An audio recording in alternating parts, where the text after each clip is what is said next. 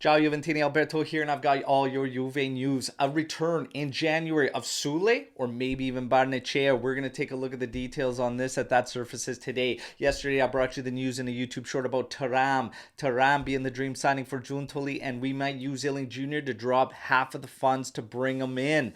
We're going to take a look at that as fans react about Iling-Jr potentially being on the move. I've tried bringing you good news yesterday in terms of our big guns heading into this Milan match on Sunday. Well, DiMarzio tries to crush him today. All right, we're going to take a look at that. And then, of course, the latest in the betting scandal that Fagioli faces. All right, like the video, subscribe to the channel. This is the AJC. Let's rock. We're going to kick things off first with the reason I'm wearing this kit on this day is when Giorgio Chiellini made his debut for Juventus. The rest is obviously history. All right, and remember that famous line after the Tottenham match in Champions League? Said, it's simply the history of Tottenham. Loved it. Absolutely loved it. Laughed my ass off, but he gave us a million fantastic memories, and it all started on this day way back when. Now we get to the rumors of potential returns in January. Soule or Barnechea. Apparently Frosinone would be willing to give us either one of them back should we need in January. All right, now you guys know the drill. Let me know what you would think if you would pull the trigger on one of those returns in January. For me,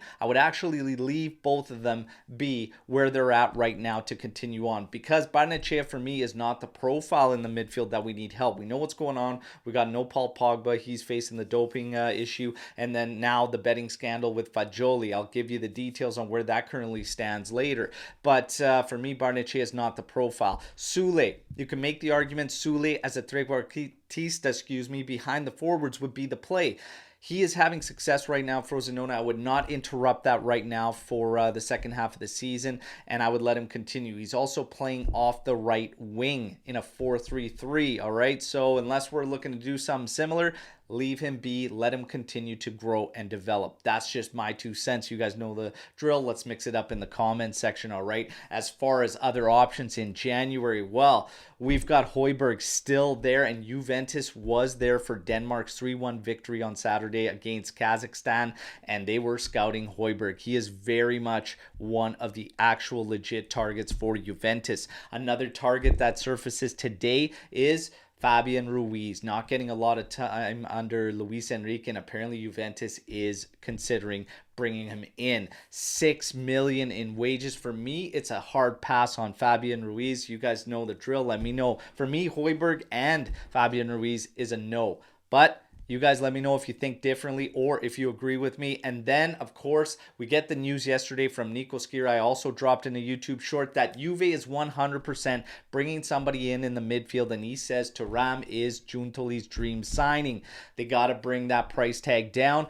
Iling-Jr could be the one that's sacrificed, not just in like a potential loan if Nice would want Iling-Jr or if he would accept, but even just selling him because he has so many suitors in England. So Nico Skira essentially just saying that look for him to be moved to draw up 20 million towards making that Thuram signing. And for me, absolutely, I would pull the trigger on this. But Iling-Jr, we have to look at this situation. He's not getting minutes, and there's got to be a reason why he's not getting minutes. We have known for quite some time Juve is looking at extending the player, but it's not happening, and we're not hearing anything about it. Maybe, just maybe, Iling-Jr doesn't actually want to extend for Juventus, and Juventus is just essentially saying, well, we're not going to be worried about playing time then since he doesn't want to extend. That could be it. The other thing is, sadly, is we still have potentially 2 youngsters tied into this betting scandal with Fagioli, and some believe maybe, just maybe, it could be Iling-Jr. That's one of them, so we have to wait and see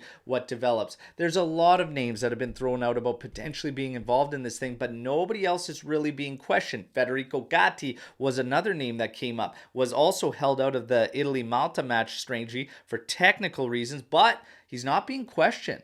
So maybe, just maybe, all of that was lies. We have to just wait and see. But nobody else really being questioned outside of Fagioli and then Tonali and Zaniolo. So we just have to wait and see. But we are hearing rumors that 2 youngsters are involved next to Fagioli that belong to Juventus. Maybe, just maybe, it's him. But for me, this is a no-brainer. We've got Soule cooking over there at Frosinone. He could always come back to help the attack in the future or whatnot. But right now, attack, for me, is not a concern. But maybe, just maybe, it is. Vlahovic and Chiesa can't get fit. We'll talk about their fitness I don't know. I still pull the trigger on this move all day, every day, and twice on Sunday. You guys let me know the drill. Sell, move Iling-Jr to drop half of the funds to bring in Kefren Thuram in January. For me, you'd be beating a lot of teams that want this player. I would make that move. All right. Now, in terms of Gatti, we spoke about potentially being involved in the betting scandal, whatnot, but hasn't been questioned or anything yet, as well as the large list that we heard of other players involved. Nobody's getting questioning or investigated that we know of right now, so we just have to wait and see. As far as Fagioli goes, we're hearing that he could face 10 months, to a year as far as a penalty goes, because he's turned himself in and he's been very cooperative with the prosecutors. Nobody really knows the time frame or what's going to come from the punishment. Media is just throwing all of these sources out. We just have to wait and see what actually happens, okay? But Fagioli is very much cooperating and he's trying to get a plea deal, okay? In terms of Gatti, well, Juve's pushing for the extension very hard. It's moving very quickly. Could be finalized very soon. This comes from Fabrizio Romano. An extension to 2028, which would also see a pay increase for him on his salary. This would probably be another sign that he does have no involvement in what's going on, I would hope. And this would make me feel a lot better about Federico Gatti, all right?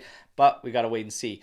Sunday is the big match against Milan, and we had eyes on our big guns, Vlahovic, Chiesa. I told you yesterday that it was looking good for Vlahovic. At least should be full go, and Chiesa should get there. Well, Di Marzio crushing our spirits today, saying that both are serious doubts for the match against Milan. This is infuriating, and we got to get these guys back immediately, but we may be without. And Danilo still fighting to get back in, but Rugani would be able to come in. And to be honest, at the back with Rugani, he's been solid for 2 years now. It's not my concern. My concern is fix what's going on in the middle of the pitch, and we gotta have, for me, Federico Chiesa for sure on that pitch. Hopefully he can get in there. That wraps up your daily update for today, everybody. You guys know the drill. Like the video, subscribe to the channel, share the content, but let's mix it up in the comments. How do you feel about everything I just brought to you? Soule in January, return. Would you do it? Midfield targets. Thuram, top target. Let's go. Iling-Jr, would you move him? I would. Can't wait to hear from you all and mix it up. Till tomorrow, as always, no matter what, fino alla fine, forza Juve. Ciao tutti.